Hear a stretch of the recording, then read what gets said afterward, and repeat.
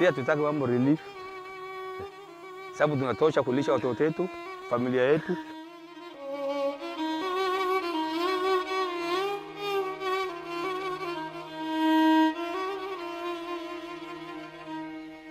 The main source of livelihood of in the drylands is livestock production, extensive livestock production, which some people also refer to as pastoralism.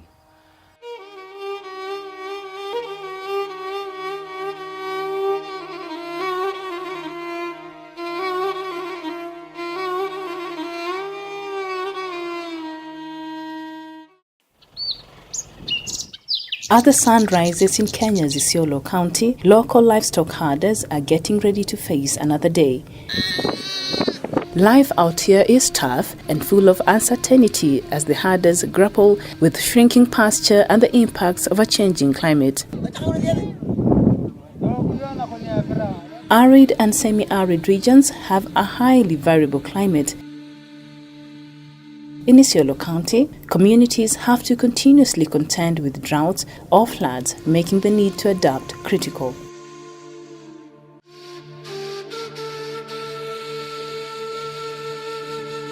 When droughts hit, they wipe out herds of cattle, and herders are looking for ways to cope with the harsh climatic conditions in the area.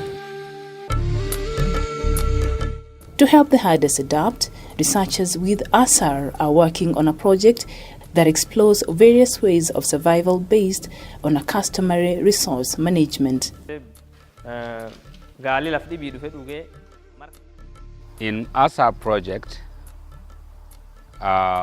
we are mainly looking at how the pastoral communities are affected by climate change and how they are responding to these changes that not only include climate variability and change, but also other socioeconomic and environmental changes. Through research and participatory scenario analysis workshops with the communities, researchers established that more sustainable pasture management can help people living in the drylands adapt to the changing environment. So among the list of the very many options that they have for addressing this problem, they again prioritized two that they thought were very, very key, the topmost. And this was mainly the approach of partitioning the grazing land or zoning the grazing land into different areas that could be used or can be used at different times of the year. Dedha tulikuwa mababu zetu kutoka zamani wako na Dedha. The big thing here is Dedha. Dedha is a traditional institution which guides or is mandated by the local Boran pastoralists for the purpose of natural resource management. This traditional institution normally arranges or develops a grazing pattern which guides communities' access to pasture and water.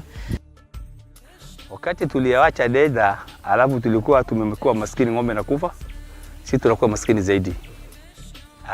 Tukifuata hii maneno hii sasa Dedha kurudi, after miaka 10 sisi tumetajirika kwa sababu ng'ombe bana kufanga majani tele. Katika hii Dedha majukumu ya kina mama huwa inakuanga mingi sana zaidi wa baba. Hii wazee wa Dedha wakikaa kwa kivuli wakizungumza maneno ya yani ng'ombe ama mifugo mali iko, huwa wamama hawasemangi na mdomo, tunakimbilia, huwa tunahudhuria na macho yetu. Traditional system of Dedha has clearly defined land and planned it according to 3 different grazing zones units, and there is one specific we call wet season, which they call wet season grazing area. That is an area which is largely vast, It has very short-lived and very nutritious pasture, and pastoralists normally go in time when there is subsurface water. And then there is a specific dry season grazing area where the pastoralists, through their traditional system, move to when the pasture in the wet season grazing areas get now drier, and also the subsurface waters have all dried up. They move to ponds, they move to shallow wells, where areas they can use those shallow wells and ponds to access pasture within the dry season grazing area. There is a specific area they have preserved for the time of drought, and they call it the drought reserves. And within their traditional planning system, it's very clear, it's areas which have long-standing pastures, areas with permanent water sources like boreholes, like even springs, areas which they access when they are really in need of pasture, and they are normally reserved for time of drought.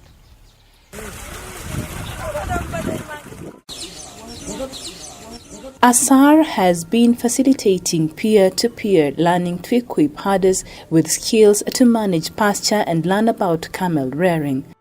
The herders learn from other communities in the county who are already into camel keeping. The second most preferred scenario or option for addressing the problem was changing of the herd composition, because what we have realized is that the pastoral landscape is mainly shifting from grassland to a sort of woody vegetation dominated kind of grazing land. So the browsers, and these are animals who feed on the trees and shrubs, would be more favored by that kind of environment as compared to the grazers who rely mainly on the grass. So the shift towards keeping more of the browsers, and this I mean goats and camel, is something that they also favored.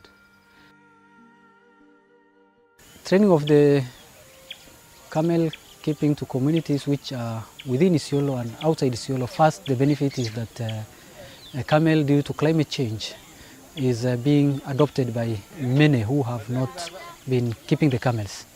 In particular, like Isiolo, we have the larger Boran communities, which are cattle ranching communities, cattle keeping communities, who are now, due to climate change, which has affected them, losing a lot of, in each drought, losing a lot of cattle, are now coming to be introduced to camel keeping because it will withstand those drought.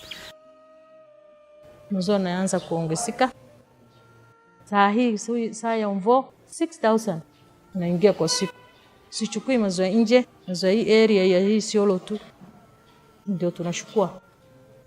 Hii ngamia pia mzuri kwa sababu wakati wa ukame anachukua muda mrefu. Leo nimejifunza mengi kuhusu ngamia. Nimeona kuna ngamia aina 3.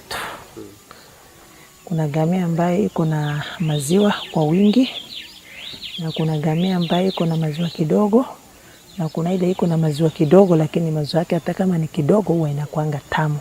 Sehemu zetu kweli kuna ngamia nyingi, lakini bado kidogo ufugaji wa ngamia tunafuga, lakini bado hatujapata umuhimu yake ama ile manufaa kutoka ngamia bado hatujapata vizuri. Lakini wale wakaaji wa sehemu za Isiolo, wale wanakaa sehemu za Boran, tuliona kwamba wafugaji kweli wanafuga kama sisi.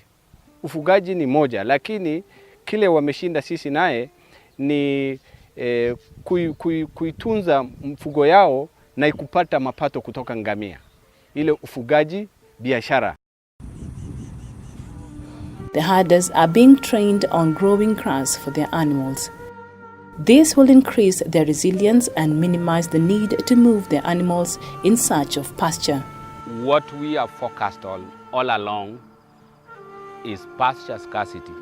Mfugo ikiathirika zaidi, kuna wakati huwa tunanunua, serikali inanunua inapeleka kwa wakulima. Kwa sababu hii kitu tukifuata mali ya ukame kwa ngamia mali yetu nafikiri itaisha. Kwa vile tuliona vile na bando wa nyasi. The challenge is getting the seed. That is the challenge. Is to find the seed, because even Kenya seed right now have no grass seed in stock, nothing. For the herders, shifting to the Dedha system and increased camel and goat rearing will be a long journey. This is just the beginning. Wale ambao wabana jua Dedha ni nini, akuje afunzi sisi tueleze hawa. Tumejifunza mengi. Yaani ukitembea, kutembea mengi ndio huona mengi. Sasa mimi nikitoka hapa nitabadilisha ngamia kwa ng'ombe kwa ngamia. Mbuzi kwa kondoo. Kwa maana hiyo ndo inaweza dumu siku ya jilali.